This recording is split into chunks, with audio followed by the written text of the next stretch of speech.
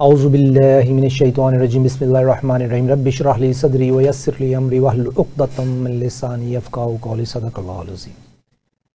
अस्सलामु अलैकुम नाज़रीन, शहज़ादा शौकत प्रोग्राम सनत व मईशत में आपके साथ। सनत भी कमज़ोर, मईशत भी कमज़ोर। हमारे फाइनेंस मिनिस्टर साहब का कहना है कि जो IMF की रिपोर्ट है इस पे तनकीद ना की जाए, इससे रहनुमाई ली जाए ताकि हम सोल्यूशन ढूंढ सकें, ताकि हम मसाइल का हल ढूंढ सकें। बहुत अच्छी बात है। 12 करोड़ लोग गरीब हैं और 22 करोड़ लोग 12 गुर्बत की लकीर से नीचे और 22-20 के करीब गरीब हैं जो टाइम पर बिजली का बिल पे नहीं कर सकते, जिनके पास रिसोर्सेज नहीं है, जो घर नहीं खरीद सकते अपनी सैलरी से। ये मसलों का हल IMF ने जो बता दिया कि हम कहां कहां अपनी इकोनॉमी को ठीक कर सकते हैं, अब हमारा काम है कि वो रिफॉर्म्स लाएं। हमारा काम है कि इस तरह की सिचुएशन क्रिएट करें कि हर पाकिस्तानी इकोनॉमिक एक्टिविटी का हिस्सा हो, हर पाकिस्तानी की इनकम बढ़े ताकि वो अपनी इनकम से टैक्स दे और उस टैक्स के बावजूद उसकी इनकम इतनी हो कि वो खुशहाल जिंदगी गुजारे। तो ये मसले का हल है। हमारे साथ माहिर मुआशियात मंसूर आफरीदी साहब, उनके साथ बात होगी। अस्सलाम वालेकुम सर। वालेकुम सलाम सर, आपने हमें स्टूडियो में ज्वाइन किया, हम आपके बहुत शुक्रगुजार हैं। आपने अपना टाइम लाहौर में हमारे लिए निकाला। सबसे पहला जो एक सर डॉक्यूमेंट हुआ है IMF की तरफ से, आप पिछले 20 सालों की रिपोर्टें देख लें, उन तमाम रिपोर्टों में इनडायरेक्ट डायरेक्ट छोटी छोटी बातें होती थी, लेकिन इतना ऑब्वियस कभी भी IMF ने नहीं कहा। ये टाइमिंग क्या थी, ये रिपोर्ट क्या है, इसके बारे में थोड़ा सा बताएंगे? जी शुक्रिया शहजादा साहब, वंस अगेन आपका बल्कि शुक्रिया। आप बुलाते हैं जब भी मैं लाहौर आता हूँ, आप मौका देते हैं अपना फीडबैक और ओपिनियन हाजिरीन के साथ शेयर करने का। एक्चुअली जो आपने कहा कि IMF ने पहली दफ़ा इतनी बड़े लूप्स होल आइडेंटिफाई किए हैं या उनको शेयर किया है हुकूमत के साथ भी और पब्लिकली शेयर किया है, इसका मतलब है कि उन्होंने अवाम के साथ भी शेयर किया है। और मैं कहता हूं कि ये पहली दफ़ा हुआ है। वाकई बात ये सही है, तारीख में ये पहली दफ़ा इस तरह उन्होंने पब्लिकली, अगर पहले हो सकता है किए भी हों, तो पब्लिकली कभी भी अवाम के साथ मीडिया पे ये चीज़ें शेयर नहीं हुई। और जो IMF को आज तक पाकिस्तानी गालियां देते थे, मैं तो जब छोटा था तो यही अखबार हम पढ़ते थे कि IMF के चुंगल से जल आज़ादी मिल जाएगी। IMF ने पाकिस्तान को दिवालिया करता था। हम भी यही समझते थे कि ये तो IMF कोई ऐसे इदारा है जो कि पाकिस्तान के पीछे पड़ा है, IMF ही पाकिस्तान की तरक्की नहीं चाहता है और IMF ही हमारा दुश्मन है। लेकिन जैसे ही हमने पढ़ाई लिखाई की चीज़ें पढ़ी कि नहीं, IMF तो एक बैंक है, उससे तो देखे ना, IMF तो किसी के कनपट्टी पे बंदूक रख के किसी मुल्क पे लोन तो नहीं देता है ना। वो तो आप लोन जाके लेते हैं तो वो ले लेते हैं। चाइना को क्यों लोन नहीं दे रहा है, जापान को क्यों नहीं दे रहा है, यूरोप को, कितने ममालिक हैं दुनिया में जो अभी तक लोन नहीं ले रहे हैं उनसे। तो वो तो आप पे है कि आपने लोन लेना है कि नहीं लेना है। लेकिन IMF तो आपको लोन दे के, तो जाहिर है जो कि आम बैंक होता है पाकिस्तान में, जिस तरह लोकल बैंक है, जब आप जाके उनसे लोन लेते हैं तो वो अपनी कंडीशन भी लगाता है कि आपने कारोबार इस तरह चलाना है, आपने बिजनेस इस तरह चलाना है, आपने खर्चे नहीं करने, आपने दफ्तर के खराजात मेंटेन नहीं। ये नहीं कि मैं आपको 10-15 करोड़ रुपए लोन दे दूँ तो आप पहले उसमें जाके लैंड क्रूजर गाड़ी ले लें, वो तो फिर बैंक कोई भी नहीं आपको देगा ना। तो उसी के पैराए में अब IMF ने पाकिस्तानी कौम पे एक बहुत बड़ा एहसान किया है मेरे ख्याल में, और उन्होंने डिस्क्लोजर दे दिए कि आपकी अपनी इलीट जो रूलिंग क्लास है, चाहे सियासतदान हो चाहे ब्यूरोक्रेसी है, इनकी वजह से आपका मुल्क तरक्की नहीं कर पा रहा और इन्हीं की करप्शन की दास्तानों की वजह से आज ये हाल है कि हम 23 दफ़ा जा चुके हैं IMF पे और 24 भी जाने वाले हैं और आइंदा भी जाते रहेंगे अगर आपने अपना घर सीधा नहीं किया, जिस तरह आपने वजह फरमाया। मंसूर आफरीदी साहब, देखें आपने बिल्कुल वजह फरमाया कि ये फर्स्ट टाइम डॉक्यूमेंट कर रहे हैं हमारे IMF ने। इससे पहले अवामी ज़बान में डॉक्यूमेंट नहीं किया गया, अब अवामी ज़बान में डॉक्यूमेंट कर दिया कि GDP का 6% एलीट खा गई। इसका क्या मतलब है?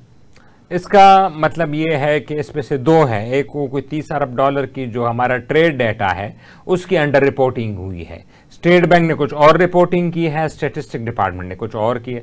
तो जाहिर है इसका क्या मतलब है कि जो इंपोर्ट का डेटा आया है, जो बाहर से जो इंपोर्ट मंगवाए गई हैं उसको हमने डॉक्यूमेंट ही नहीं किया, या वो मनी लॉन्ड्रिंग के तहत आया है, बाहर से हमने अंडर इनवॉइसिंग की है, सामान ज़्यादा मंगवाया है, पैसे बाहर का ज़्यादा भिजवाए हैं और सामान कम आया है, या जो स्टेट बैंक का डेटा है और इनका डेटा है वो आपस में अलायंस नहीं है। एक तो सबसे बड़ा ये मसला है, या करप्शन भी हो सकती है, कस्टम डिपार्टमेंट मिला हुआ है। हाँ, अंडर इनवॉइसिंग और इनवॉइसिंग क्या है, वो करप्शन ही है ना।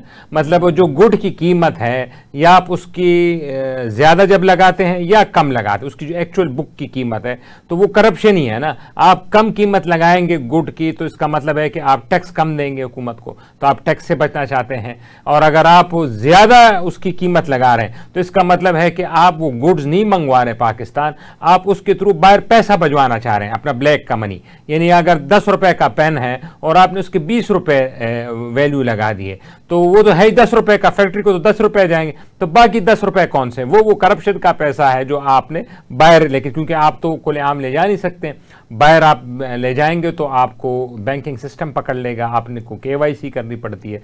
एक तो ये करप्शन हो गया। जो दूसरा आपने कहा कि जो इलीट है, वो इलीट की वजह से जो 6% की करप्शन हो रही है, या उसका जो GDP का पैसा कहा गए हैं, IMF कह रहा है अगर 6% का हम हिसाब लगाएं तो ये कोई 20 से 25 अरब डॉलर बनते हैं। अब देखें ना कितनी हम कह लें अफसोस की बात है, कितनी काबिल रहम बात है पाकिस्तानी अवाम पे कि 600 मिलियन 700 मिलियन की ट्रांच आती है IMF की, और उस ट्रांच के लिए पाकिस्तान की हुकूमत, वज़ीर आज़म, वज़ीर ख़जाना दौड़े लगी होती हैं। एक अखराजात वो अपनी तरफ के जाते हैं, होटलों में ठहरते हैं, जहाज लेके जाते हैं, न्यूयॉर्क जाते हैं, वाशिंगटन जाते हैं, मिन्नतें तरलें होती हैं, और दूसरी तरफ 25 अरब डॉलर इनकी वजह से ज़ाया किए जा रहे हैं। और वो कैसे ज़ाया किए जा रहे हैं, ये इमारात आता तफ़का ने कुछ ऐसे डिपार्टमेंट अभी भी खोले हैं जो सिर्फ इनके मफादात का तहफ़्फ़ुज़ करती है। बहुत से इदारे हैं जो कि खसारे में चल रहे हैं, चाहे स्टील मिल कह लें, रेलवे कह लें, जितने भी हैं PI, ये सारे खसारे में चल रहे हैं। इनकी वजह से GDP को अरबों डॉलर नुकसान हो रहा है। और ये क्यों खोले हैं, क्योंकि अपने लोगों को इन्होंने भर्ती कराना होता है। जब भी कोई इलेक्टेड हुकूमत आती है, जीत के आती है, उसने अपने वोटरों से, सपोर्टरों से ये वादे किए होते हैं कि जैसे हम जीत जाएंगे आपको नौकरियां दे देंगे। अब वो नौकरियां तो प्राइवेट सेक्टर ने खुद जनरेट करनी है ना। तो लोग तो हमारे यहाँ कल्चर भी ऐसा ही कि सरकारी नौकरी को लोग पसंद करते हैं, प्राइवेट सेक्टर को पसंद ही नहीं करते। तो जैसे इलेक्शन जीत के आते हैं तो वो कहते जी अपना अर्जी लेके चले जाते हैं, आपने वादा किया था हमें नौकरी दें।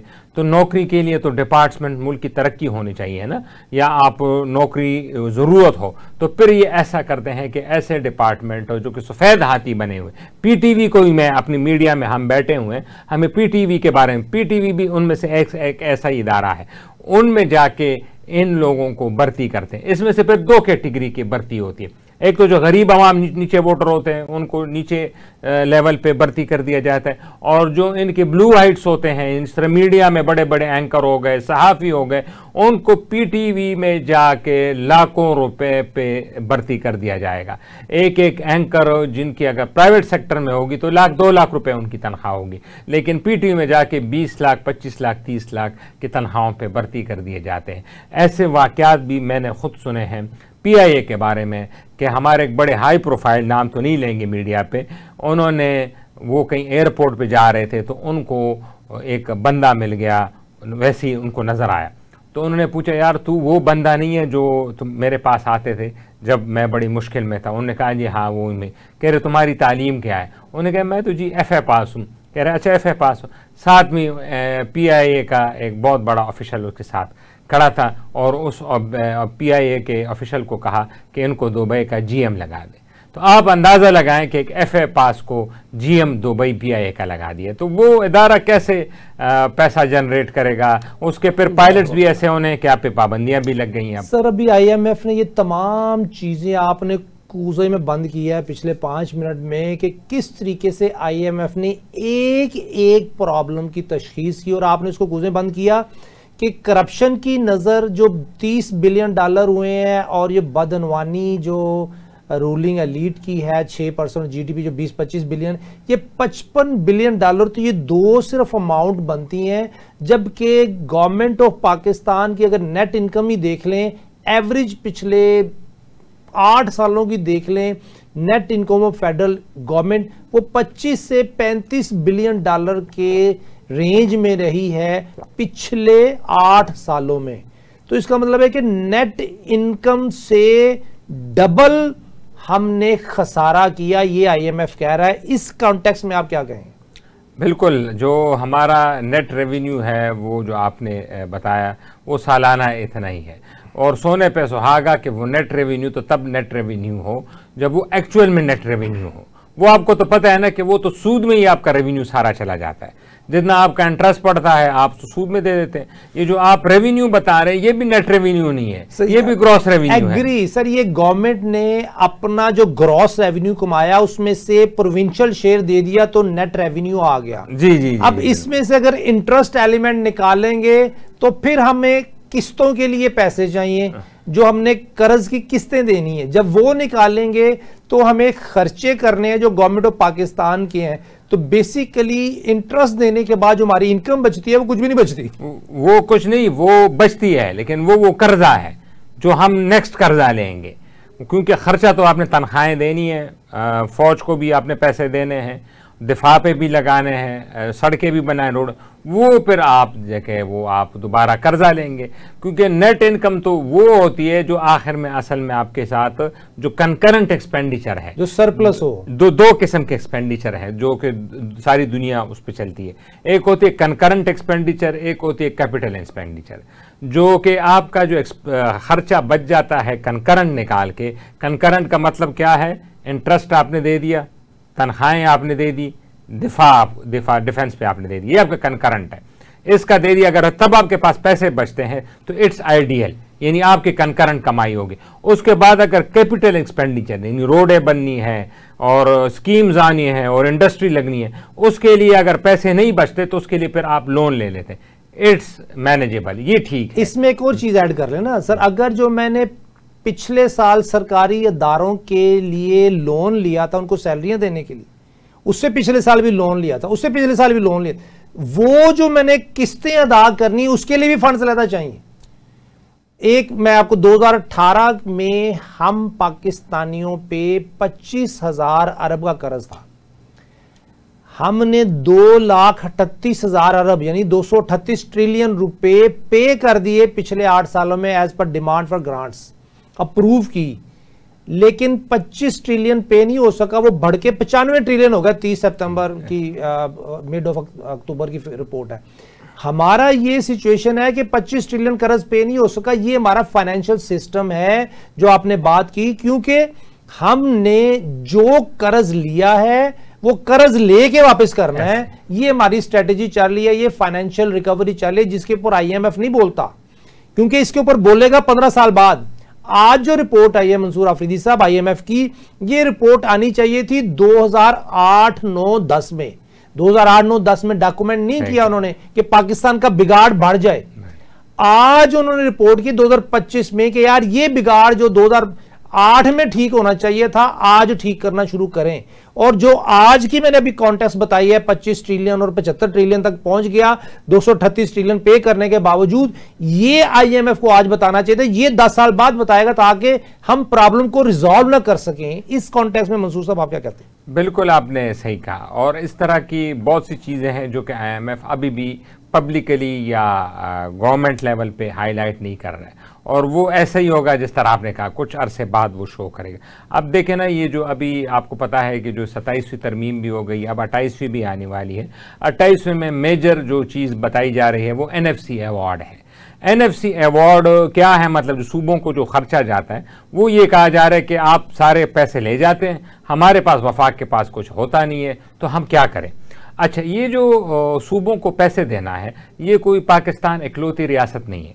आप अमेरिका में भी है, इंडिया में भी है, यूरोप में भी है, मतलब जहाँ पे भी डेमोक्रेसीज है ना और जहाँ भी रियासतें बनी हैं, वो सेंटर टैक्स कलेक्ट करती है और उसमें से शेयर सूबों को दे देते हैं, और फिर सूबे उस तरह चलाते हैं, क्योंकि सूबों के पास टैक्स के एवेन्यू नहीं है। सूबे के पास तो FBR नहीं है ना, FBR तो वफाक के पास है, और वो जो टैक्स कलेक्ट होते हैं वो तो उस सूबे के अवाम पे लगाया जाता है ना, वो सूबे के अवाम, तो वो एक तरह से उस सूबे का ही पैसा होता है जो उनके पास चला जाता है। अब मैं ये नहीं कह रहा कि ये सूबे गलत है या वफाक गलत, मैं दोनों को गलत और सही नहीं कह रहा हूँ। मेरा मानना ये है कि यहाँ पे दोनों सही हैं, वफाक भी सही है और सूबे भी सही। अब आप कहेंगे ये कैसे हो गया? अब मसला ये है कि आप किसी घर में चले जाए ना, किसी घर में, जिस घर में ना खुशहाली हो ना, तो उसके जो प्यो होंगे या बाप होगा वो भी बड़ा गाड़ी में फिरेगा, खुश होगा, पैसे होंगे, उसके बच्चे भी, उसके बहू भी शॉपिंग करेगी, बैठेंगे, कोई हिसाब किताब। जैसे ही उन पे फाइनेंशियल क्रंच आएगा ना, तो आप किसी भी घर में पाकिस्तान में चले जो है, पहले वो लोग आपस में लड़ना शुरू कर देंगे। वो कहेंगे कि यार तू ज्यादा खर्चा कर रहा है, दूसरा कहेंगे यार आपने ज्यादा बड़ी गाड़ी रखी है, दूसरे का आपने अपनी बीवी को ज्यादा ज्वेलरी खरीदी है, ये लड़ाई होगी। अब पाकिस्तान का मिसाल वो घर हो गया है जो कि सब कॉन्टिनेंट का एक जॉइंट फैमिली सिस्टम होता है, क्योंकि कमाई खत्म हो गई है, तो बजाय ये कमाई को बढ़ाने के अब ये आपस में लड़ पड़े हैं। चारों सूबे और वफाक ये आपस में गुत्तम गुत्ता हो गए, क्योंकि पैसे नहीं है, तो अब वो किसी पे तो इल्ज़ाम डालना है ना, या किसी से खर्चा कम करना है ना, तो अब इन्होंने ये हल ढूंढ लिया कि हम सूबों से कम कर लें। इससे सूबे उठ खड़े होंगे, वो कहते हैं हमें फिर आप FBR बनाने दें या हमें टैक्स का कोई महकमा दें, हम फिर टैक्स खुद कलेक्ट करें। आप टैक्स भी कलेक्ट करते हैं, हमें पैसे भी नहीं देते। और इस तरह वफाक कहेगा कि वफाक का जो मेन मसला है, खासकर ये जो मई और अप्रैल की जो हमारी लड़ाई हुई है हिंदुस्तान के साथ, वो दिफा है। आप जाए तकरीबन दूसरे तीसरे दिन हिंदुस्तान की तरफ, उन रोज नए हथियार खरीद रहा है, वो अमेरिका से भी हथियार ले रहा है। अभी रूसी सदर परसों हिंदुस्तान आने वाले हैं तारीखी दौरे पे, 3 दिन या 4 दिन का दौरा है उनका बड़ा। वहां पे वो S-400, S-500 और Su-57 मिला के $20 अरब का सौदा करने वाले हैं। $20 अरब, इट्स वेरी ह्यूज अमाउंट। $20 अरब में तो तकरीबन एक मुल्क की इकोनॉमी चल जाती है। तो लेकिन हमारे यहाँ अभी तक कोई परचेसिंग नहीं हुई। आप देखें ना, आप मई से लेके अब तक ना हमें चीन से कुछ मिला है, ना कुछ हमने कोई बड़ी परचेसिंग की है। वही J-10 तैयारे जो इमरान खान साहब के दौर में आए थे, उसके बाद वो नहीं, उन्हीं J-10 तैयारों की वजह से हमने हिंदुस्तान को एक इबरतनाक शिकस्त दी है। लेकिन फौज तो असलहे के बगैर नहीं लड़ी जा सकती ना। जज्बा और जवान अपनी जगह है, वो अपनी जानें देंगे, लेकिन जब आपके पास असलहा नहीं होगा तो वो दूसरी दफ़ा वो अगर दूसरा राउंड लगा, जिस तरह कह भी रहे हैं कि सिंदूर 2 होने वाला है, तो फिर उसमें उन्होंने गैप्स अपने हाईलाइट कर लिए, उन्होंने असलहे के अंबार लगा लिए। आपके पास पैसे नहीं है, आपके पास मुल्क चलाने को पैसे नहीं है, तो अब ये लड़ाई पड़ गई है कि आप सूबों को कह रहे हैं कि आप पैसे दें। सूबे तो देखें ना, सूबों में तो एक दफ़ा आपस में कोलेब्रेशन ही नहीं है। वो तो धरने दे रहे हैं KPK वाले, वो तो अडियाला जेल आके चले जाते, तो उन्होंने पैसे आपको क्यों वापस करने? तो मंसूर अफरीदी साहब, आपने बिल्कुल एक सेंसिटिव नब्ज़ पकड़ ली कि पैसे नहीं है तो फैमिली सिस्टम में लड़ाई पड़ गई, आपस में भाई लड़ना शुरू कर देते। ये वही सिचुएशन है जो 1971 में बना दी गई थी कि जब हमने अपने बंगाली भाइयों को उनका हक नहीं दिया, पैसे नहीं दिए, और इधर पाकिस्तान में भी हमने आम पाकिस्तानियों को गरीब रखने की कोशिश की। उस सिचुएशन में 2 भाई लड़ पड़े। अभी हमें 28वीं तरमीम इसलिए ला रहे हैं कि लड़ाई ना हो। मैं इसको पॉजिटिव देख रहा हूं। एक ब्रेक का वक्त तो है नाज़रीन, ब्रेक के बाद दोबारा बात करते हैं।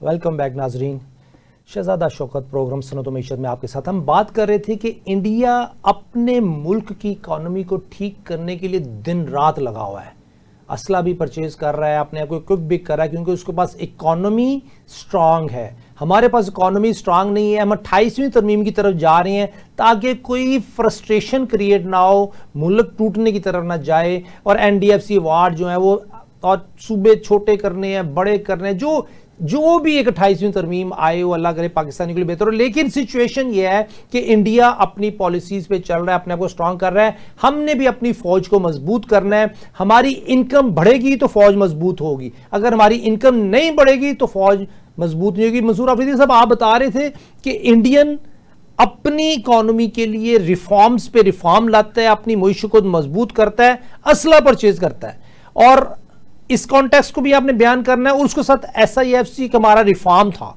जो 2023 में लाया गया, और इस नीयत से लाया गया कि सिंगल विंडो होगी, चीफ ऑफ आर्मी स्टाफ जो हमारे जनाब हाफिज साहब एक्शन प्लान तैयार करेंगे और इन्वेस्टर्स को कंफर्ट देंगे। और उस वक्त भी मैंने इसी सीट पे इस प्रोग्राम में बैठ के कहा था कि इनकम्प्लीट पॉलिसी है, इसको कंप्लीट कर दो तो इन्वेस्टर खुद ब खुद भागा आएगा। सर इस सिचुएशन में हमने अपनी मुआशत को मजबूत करना है, पाकिस्तान को मजबूत करना है, पाकिस्तानियों को मजबूत करना है, उनकी फाइनेंशियल इनकम को मजबूत करना है। इस कॉन्टेस्ट में सर हमें आपसे ऐसी रहनुमाई चाहिए कि chief of army staff, definitely अब उनका डेजिग्नेशन चेंज हो रहा है, और हमारे प्राइम मिनिस्टर साहब और फाइनेंस मिनिस्टर साहब आपके उस मैसेज को पर्सनल लें। जी, जहाँ तक फील्ड मार्शल साहब की बात है और जहाँ तक हमारी मिलिट्री की बात है, तो वो अस्करी फ्रंट पे तो वो छाए हुए हैं, वो कुर्बानियाँ दे रहे हैं। आज भी हमले हो रहे हैं केपी के और बलूचिस्तान में, और वो अपनी कुर्बानियाँ दे रहे हैं। बच्चे हैं, छोटे छोटे जवान होते हैं, और वो मुल्क के लिए अपनी जान फिदा कर रहे हैं। तो और इधर इकोनॉमिक फ्रंट पे भी फील्ड मार्शल साहब लगे हुए हैं। लेकिन देखें ना, हर जगह तो मिलिट्री नहीं चल सकती, हमारे किसी इदारों को भी तो काम करना है ना। ये जो इतने बड़े इदारे बने हुए हैं वो किस लिए? अगर हर चीज़ फौज ने करनी है और हम हर चीज़ फौज से पूछना शुरू कर दें कि भाई इकोनॉमी को आपने क्यों ठीक नहीं किया, सिक्योरिटी को ठीक क्यों नहीं किया, फलां की चीज़ को ठीक नहीं किया, तो फिर और इदारे बंद कर दें, फिर पार्लियामेंट को ताला लगा दें, फिर ब्यूरोक्रेसी को ताला लगा दें, फिर अदालतों को ताले लगा दें, फिर हर चीज़ फौज ने करनी है। जिस तरह सऊदी अरब है, एक किंगशिप है, वो फिर करते रहेंगे और वो बेहतर कर लेंगे। मुझे जो देखें ना, मिलिट्री डिक्टेटर को तो हमारे लोग लगे होते हैं कि भाई मिलिट्री डिक्टेटर आ गया, चाहे अयूब खान साहब हो, चाहे ज़ियाउल हक साहब हो, मुशर्रफ साहब हो, लेकिन उस दौर में पाकिस्तान ने परफॉर्म किया है। हमारी GDP ग्रोथ रेट 6 से 7-8% गई है, क्योंकि डिसीजन मेकिंग एक बंदे के पास होती थी और वो कंसिस्टेंसी होती थी। लेकिन अभी तो डेमोक्रेसी है ना, तो फिर बाकी इदारों को परफॉर्म करना चाहिए। हम इकोनॉमी में CIFC को देखते हैं, वो तो मजबूरन उनको आना पड़ा ना, क्योंकि बाकी इदारे कर नहीं रहे। आपके वजीर खजाना साहब को लाया गया इस वजह पे कि आप पहले स्टेबलाइजेशन करेंगे, मैक्रो इकोनॉमिक को बेहतर करेंगे, बैलेंस ऑफ पेमेंट को बेहतर करेंगे, इंपोर्ट को कम करेंगे, एक्सपोर्ट को। वो आप 2 साल से आप कर रहे हैं। इन्फ्लेशन भी आप नीचे ले आए, वो कर, अब ग्रोथ तो करने दें ना। अब देखें ना, जब तक ग्रोथ नहीं होगी, आपके रीजन में चाइना जो है वो तकरीबन 5% पे ग्रो कर रहा है। इतनी बड़ी इकोनॉमी, यानी 5% भी बहुत ज़्यादा है, क्योंकि वो जिस नहज पे पहुंच चुका है, $90 ट्रिलियन की इकोनॉमी है, वहाँ 5% का मतलब है 1 ट्रिलियन 2 ट्रिलियन पर ईयर की ऐड कर रहा है वो। और दूसरी तरफ हिंदुस्तान देख लें, उसने इस क्वार्टर में 8.2% GDP का ग्रोथ रेट किया है। इसके साथ ही कि इन्फ्लेशन उनका 1% से भी नीचे है, इसके बावजूद जिसको लोग इकोनॉमिस्ट इकोनॉमिक मिरेकल के तौर पर देख रहे हैं। तो लेकिन आप जो है वो 2% से बढ़ ही नहीं रहे। तो वजीर खजाना साहब से पूछना चाहिए ना कि आपको इतना लाया गया है, आपने डिलीवरी नहीं किया। अगर हमने हर बात मिलिट्री से ही पूछनी है तो फिर बंद कर दें, फिर कोई हाल नहीं। तो इनको डिलीवर करना पड़ेगा। और दूसरा, आपने जो बड़ा अच्छा पॉइंट किया कि सूबों में को ज़्यादा सूबे बनाए जाए, तो हमारे मीडिया के बड़े बिजनेस टाइकून हैं मियाँ आमिर साहब, वो आजकल सेमिनार कर रहे हैं कि ज़्यादा सूबे बनने चाहिए। असल में बताने का मकसद ये है कि ना ज़्यादा सूबे कोई मसला है, ना कम सूबे। अगर आप ज़्यादा सूबे, अगर आप कहते हैं ना कि ज़्यादा सूबों से मुल्क के मसाइल हल हो जाएंगे, तो अफगानिस्तान इतना छोटा मुल्क है, 3 करोड़ 4 करोड़, उसके कोई 28 सूबे हैं, तो उसको तो फिर ग्लोबल पावर होना चाहिए था। और चीन और हिंदुस्तान के 28 सूबे हैं, लेकिन एक एक सूबे की भी आबादी उनकी पाकिस्तान जैसी आबादी के बराबर है, 20 से 25 करोड़ है। तो वो क्यों ग्रो कर रहे हैं? फिर इसका मतलब यह है कि आप चाहे छोटे सूबे बनाएं चाहे बड़े सूबे बनाएं, आपने इकोनॉमिक फ्रंट पे जो वफाक है इसने डिलीवर करना है। बाकी जो एडमिनिस्ट्रेशन, वो तो एडमिनिस्ट्रेशन चीज़ें आ जाती है ना, कि आप महंगाई को कैसे कंट्रोल कर सकते हैं, आप रोडें कैसे बना सकते हैं, आप लोगों को दहलीज पे सेहत आमा की फैसिलिटीज़ कैसे दे सकते हैं। लेकिन टैक्स कलेक्शन वो तो वफाक नहीं करना है ना, वो तो सूबे ने नहीं करना है। मसलन फ़र्ज़ कर लें हम आज 15 सूबे कर लें, पंजाब को हम 8 सूबों में कर लें, केपी को कोई 3 सूबे, तो क्या जो 8 सूबे हो जाएंगे पंजाब के या केपी के या सिंध के 3-3 सूबे, इनकी टैक्स रिकवरी बढ़ जाएगी? नहीं बढ़ेगी ना, वो तो FBR ने करनी है टैक्स रिकवरी। मैं तो देख रहा हूँ जो मियां आमिर साहब या इस तरह के दो जो बयान देते हैं, वो तो अपने लालच के लिए कि ये छोटे सूबे होंगे हम चीफ मिनिस्टर बन जाएंगे, और बड़े ज़्यादा सूबे होंगे तो ज़्यादा लोग एंटरटेन हो जाएंगे। तो ये तो अपने लालच में देख रहे हैं, ये नेशनल इंटरेस्ट में तो नहीं देख रहे, मेरा नहीं ख्याल कि नेशनल इंटरेस्ट में देख रहे हैं। बिल्कुल आपने सही कहा कि उनके तो मोटिव्स का पता भी नहीं है कि वो किस। सर दूसरी तरफ इंडिया को देख लें, वो रिफॉर्म हमारी असम्बलियों में भी, हमारे आज के जो जवान हैं असम्बलियों में बैठे हुए हैं, कैबिनेट में, नेशनल असम्बली में, वो लॉ पास करना, तो उनको ये नहीं पता होता कि कल अगर ज्वाइंट सेशन हो रहा है, कोई सेशन हो रहा है, कोई कौमी असम्बली का इजलास हो रहा है, तो उसमें हमने डिस्कस क्या करना है। जबकि इंडिया की तरफ देखें कि वो रिफॉर्म्स पे रिफॉर्म लिए जा रहा है, ये क्या सिचुएशन है। अच्छा, दूसरा आपने बड़ा बेहतर मिसाल किया है इंडिया का, वो हम इसलिए आप और मैं अक्सर उनका जिक्र करते हैं क्योंकि हमने आज़ादी एक साथ ली थी, हमारा कल्चर भी तकरीबन मिलता जुलता था, ज़ुबान एक जैसी है, हम उनको समझते हैं, वो हमें भी समझते हैं, बाकी चीज़ें खाने पीने की बिरयानी से लेकर। और दूसरा जो अंग्रेज़ों से सिस्टम लिया था वो भी बिल्कुल एक जैसा ही है, यानी वहाँ भी डिप्टी कमिश्नर होता है ज़िलों में, यहाँ भी डिप्टी कमिश्नर है, हमारा CRPC है, उनका IPC है, तो लॉज भी हमारे मिलते जुलते। हाँ, उन्होंने उसमें रिफॉर्म्स बहुत किए हैं बाद में, लेकिन जो बेसिक स्ट्रक्चर था वो एक ही था। तो जिस तरह आपने जिक्र किया, उनके 3 सेशन होते हैं पार्लियामेंट के, एक होता है समर सेशन, एक होता है विंटर सेशन, दूसरा होता है स्प्रिंग सेशन जो मार्च में होता है, और तीसरा होता है जो मूनसून सेशन है जो बरसात में होता है। और उन 3 सेशन में इसके अलावा वो पार्लियामेंट का सेशन नहीं होता।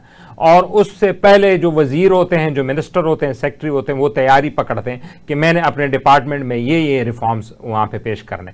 तो कल ही मैं देख रहा था, ब्लूमबर्ग की रिपोर्ट थी, जो अमेरिकन मीडिया है, वो कह रहे थे कि इस सेशन में वो कोई 8 से 9 ऐसे रिफॉर्म्स पेश करने वाले हैं, बिल जो कि स्ट्रक्चरल रिफॉर्म्स हैं, इन छोटे छोटे नहीं है, स्ट्रक्चरल, उसके इकोनॉमिक्स को तही, उसकी जो शेप है उसको तब बदल के रख देगा उसको, तो वो पेश कर रहे हैं। दूसरी तरफ हमारे देख लें, अक्सर मैं तो देखता हूं कि टीवी पे तो नीचे पट्टी आ जाती है कि असेंबली का ज्वाइंट सेशन बुला लिया, पता ही नहीं होता कि किस लिए बुलाया गया, ना मेंबरान को पता होता है। मैं लिख के देता हूं कि जो मेंबर बाहर से निकलते हैं, आप उनसे पूछें कि आज के एजेंडा क्या है, उनको पता ही नहीं होगा, सिवाय जो 2-3 बड़े पार्टी के रहनुमा होते हैं, उनके अलावा जो किचन कैबिनेट, पता ही नहीं होता है मेंबरान को कि हमने पॉइंट ऑफ डिस्कशन। जो लॉ प्रेजेंट किया जाता है, जो बिल प्रेजेंट किया जा रहा है, लॉ बनाने के लिए, क्या हमारे दोस्त वो पढ़ते भी होंगे? नहीं, मेरा नहीं है, बिल्कुल नहीं। उनको तो लॉ पास हो गया, बिल पास हो गया, लॉ बन गया, फिर भी उनको नहीं पता तक उन्होंने उसके अंदर क्या था जो उन्होंने पास किया, किस कॉन्टेक्स्ट में किया। बस ये है कि जी हमारे रहनुमा ने ये कह दिया, शहबाज शरीफ साहब ने ये कह दिया, नवाज शरीफ साहब ने ये कह दिया, इसको पास करना है, ये हमारा बिल है, इसको लेके आगे चलना है। इस कॉन्टेक्स्ट के अलावा क्या उनका कोई ऑक्यूमेंट है एज कंपेयर टू इंडिया? देखिए, उन्होंने 10-11 रिफॉर्म्स लेके आ रहे हैं और 15 के करीब बिल आ रहे हैं। ये स्ट्रक्चरल रिफॉर्म हमेशा जरूरत है, IMF कह रहा है, मैं नहीं कह रहा, लेकिन स्ट्रक्चरल रिफॉर्म वो कर रहे हैं जिन्होंने ऑलरेडी पिछले 20-22 सालों में हर साल स्ट्रक्चरल रिफॉर्म कर रहे हैं। बिल्कुल ऐसे ही है, वो तो स्ट्रक्चरल की रिफॉर्म की वजह से यहाँ तक पहुंचे। चाइना का तो हम कह सकते हैं ना कि वहाँ तो चलो डिक्टेटरशिप है, एक कम्युनिस्ट पार्टी है, तो वो आराम से कर लेते। हिंदुस्तान तो देखो ना, 1.5 अरब आबादी है, 5 मज़ाहिब हैं, मुख्तलिफ ज़ुबानें हैं, उनको इकट्ठा रखना भी बड़ा मसला है। लेकिन देखें, चाइना की अगर आप बात करते हैं तो चाइना में 6000 के करीब SOEs हैं, स्टेट ऑन एंटरप्राइजेज हैं। उन्होंने अपनी तमाम मईशत को स्टेट ऑन एंटरप्राइजेज के थ्रू एक पॉलिसी रिफॉर्म दे के एग्जीक्यूट कर रहे हैं, इंप्लीमेंट कर रहे हैं। और हम अपने स्टेट ओन एंटरप्राइजेज में करप्ट भर्तियां या इनकैपेबल भर्तियां हायर करते हैं और उसका बेड़ागर्क करते हैं, सिर्फ अपने वोट बैंक के लिए, ना मुल्क का सोचना है ना किसी और सिचुएशन का। सो हम अपने मुल्क की SOEs को बंद कर रहे हैं जो 212 के करीब थी, 60-70 के करीब इफेक्टिव फाल हैं। जो प्रॉफिट में आती है उसको बंद कर दिया जाता है या उसको प्राइवेटाइज की तरफ ले जाया जाता है। जो नुकसान में है उसके ऊपर पॉलिटिक्स भी होती है और उसी के ऊपर पैसा भी जाया किया जाता है। लेकिन दूसरी तरफ इंडिया और चाइना अपनी स्टेट ओन एंटरप्राइजेज को अपना स्ट्रक्चरल पिलर बनाता है और आगे तरक्की करता है। बिल्कुल आपने बजा फरमाया। और इसमें जो मैं यही तो बार बार जिक्र कर रहा हूँ कि अगर हमने हर चीज़ मिलिट्री की तरफ ही देखना है कि मिलिट्री आके हमें बचाएगी और मिलिट्री सैलाब में भी आएगी और हमें इकॉनमी भी ठीक करनी है, तो फिर बंद कर दें बाकी डिपार्टमेंट। इतने सेक्रेटरीज हैं नीचे, फिर additional secretary, joint secretary, section अफसर, फिर उनके कौन बंद करेगा इसको? अब ये देखिए ना, अगर शहबाज शरीफ साहब ये पूरे डिपार्टमेंट बंद करके सारा कुछ फौज के हवाले करते हैं तो ये जो स्ट्रक्चरल रिफॉर्म लगाने आसान हो जाएंगे अगर आर्मी टेक्नोक्रेट्स को हायर कर ले। बिल्कुल। अगर आपको मैं याद दिला दूं हाजिरीन के लिए, PTCL की प्राइवेटाइजेशन हो रही थी और वो प्राइवेटाइजेशन नहीं हो पा रही थी यूनियंस की वजह से, पॉलिटिकल पार्टीज की वजह से। आपको अगर याद है, मुझे तो बिल्कुल याद है, 2002-2001 में इसकी प्राइवेटाइजेशन हुई थी जब मुशर्रफ साहब थे, और उन्होंने मिलिट्री को अंदर दफ्तरों को दाखिल कराया और एक एक सोल्जर और कैप्टन एक एक अफसर के सामने खड़ा था और उन्होंने कहा आप दस्तखत करें कागज़ों पे और इसको हमने प्राइवेटाइज करना है और आप काम बंद ना करें। यानी वो ये होता था कि कोई प्राइवेटाइजेशन होती तो वो हड़ताल कर लेते थे, तो ज़ाहिर है फिर हुकूमत प्रेशर, जब पीटीसीएल बंद हो जाए, सारा मुल्क का निज़ाम बंद हो गया, आपके बैंक बंद हो जाएंगे, आपका इंटरनेट बंद हो जाएगा, सब कुछ बंद हो जाएगा, तो हुकूमत घुटने टेक दे दी। तो मुशर्रफ साहब ने ये किया कि फौज को अंदर टेक ओवर कराया पीटीसीएल से, उसके बाद प्राइवेटाइजेशन की। वही पीटीसीएल अब अरबों रुपए टैक्स की मद में हुकूमत को दे रहा है। सर ये एक हमारा अलहदा टॉपिक होगा कि पीटीसीएल एक हमारा प्राइड था, ठीक है, उसके अंदर गलत एम्प्लॉइज थे, लेकिन हमने वो किसको दे दिया, इसके ऊपर ज़्यादा प्रोग्राम इंशाल्लाह करेंगे। अब वो 2007-6-7 की बात है शायद, लेकिन एक बात आपने पॉजिटिव कर दी कि जब कोई काम करना चाहे हम तो डंडे की अलावा कोई ऑप्शन नहीं है, क्योंकि सरकारी अदारा एक माफिया बन चुका होता है और वो काम होने नहीं देता। मैं नेपरा की मिसाल देता हूं सर, नेपरा में जो विंड पावर पॉलिसी थी, एक भी विंड पावर नहीं लग रहा था। 2006 से शायद ये काम शुरू हुआ था, 5 और 6 की बात कर रहा हूं, 7, 8, 9, 10, 11, 12, 13, 14 तक एक भी विंड पावर का पीपीए नहीं लग रहा था। अंटिल अनलेस फौजी फाउंडेशन के हमारे फौजी भाई आए, हमें याद है कर्नल इमरान कुरैशी साहब, वो आके डंडा धड़ल्ला और तड़ी की नेपरा में बैठ के तो वो पहला पीपीए साइन हुआ। ये कर ही नहीं रहे थे माफिया। सो इस तरह कि हमें फौज की जरूरत पड़ जाती है इस माफिया को मैनेज करने के लिए। तो क्या ये सरकारी इदारे ऑटो पे काम नहीं कर सकते जिस तरह चाइना में या इंडिया में कर रहे हैं?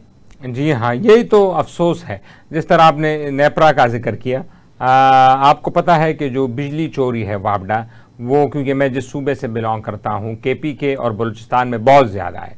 हमें एक तो सच बोलना चाहिए। ये अक्सर हमारे साथी होते हैं, वो जिस एरिया से बिलोंग करते हैं वो कहते हैं नहीं वो दूध के दूध नहीं, वहाँ पे है मसला, बिजली चोरी बहुत है केपीके में। आप जाएं बनू जाएं, कोहाड़ जाएं, जितने भी एरियाज़ हैं तो आपको बिजली चोरी। अच्छा, अगर आपको याद है 99 में जब नवाज शरीफ साहब की हुकूमत थी, इन्होंने वापडा को फौज के हवाले किया था और फौज जाके मीटर रीडर के साथ मीटर रीडिंग भी, चेकिंग भी होती थी और मीटर इंश्योर करते थे कि मीटर लगा है, कुंडे तो नहीं लगे।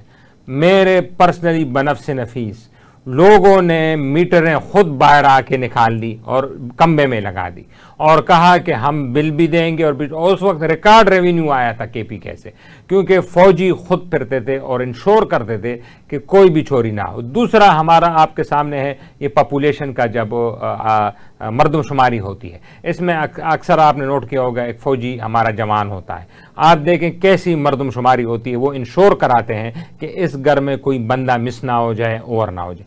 अगर ये हमारे सरकारी इदारे करते तो मैं आपको श्योर करते, या तो ये अब हमारी आबादी कोई 1 अरब दिखाते या कोई 2 करोड़ दिखाते।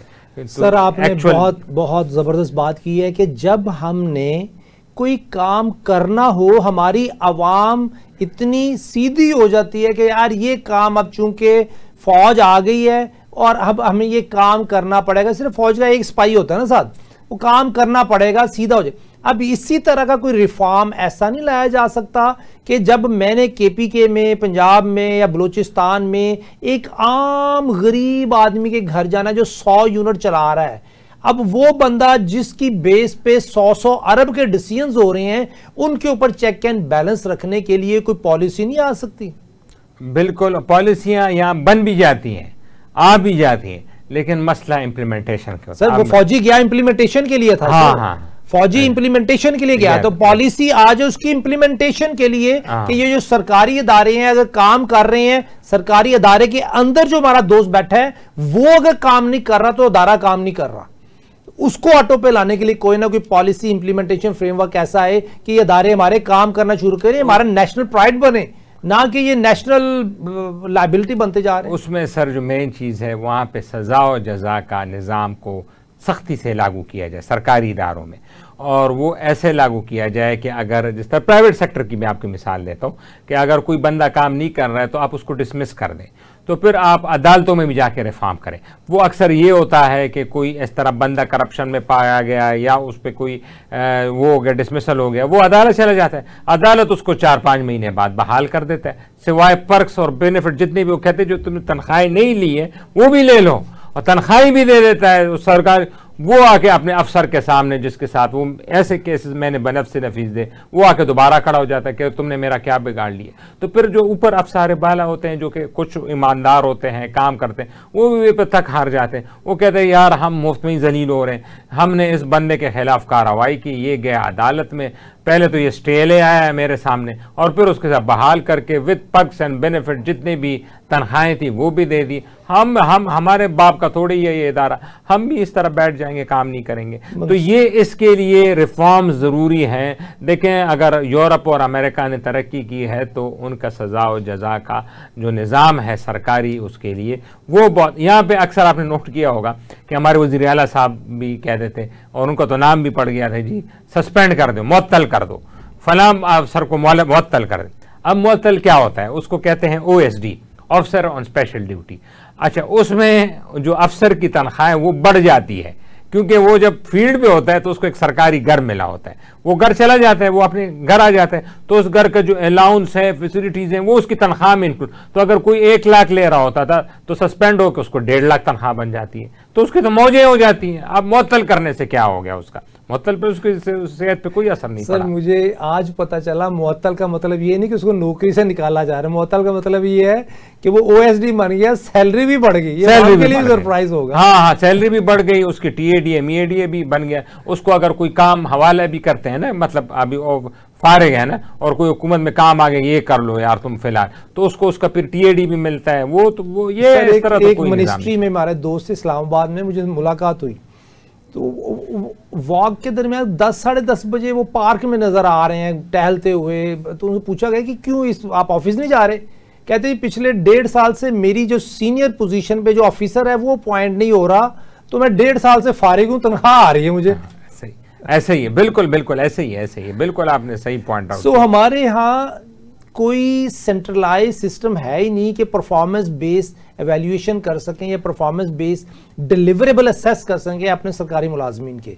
लेकिन सर हमारे मुल्क में अब देखें ना, IMF की रिपोर्ट और SIFC की परफॉर्मेंस के ऊपर भी एक क्वेश्चन उठाया है IMF के दोस्तों ने। इवन हमारे SIFC के जो हमारे सीनियर दोस्त हैं उन्होंने भी छोटी छोटी स्टेटमेंट दी हैं कि हमें अपने मुल्क को अगर ठीक करना है तो FBR को ठीक करें और इससे रिलेटेड जितने लॉज हैं उनको ठीक करें तो SIFC कामयाबी की तरफ चलेगी।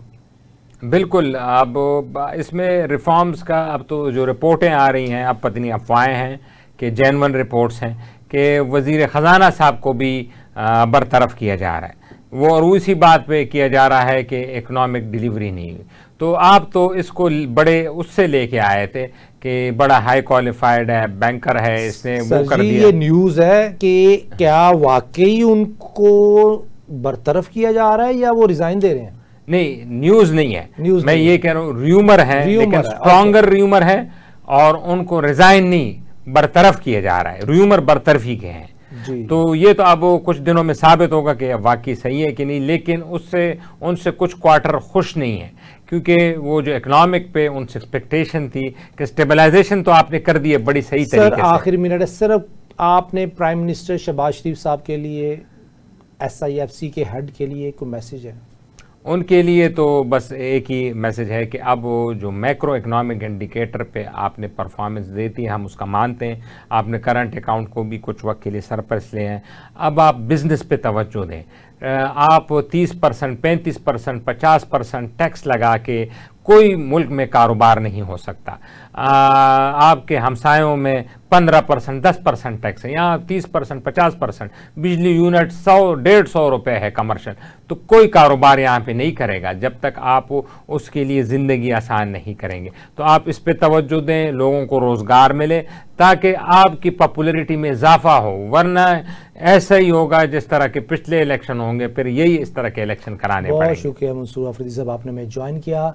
मंसूर आफरीदी साहब ने सिर्फ फरमा दिए कंपेटिटिवनेस ले आएँ, आपकी एक्सपोर्ट बढ़ जाएगी।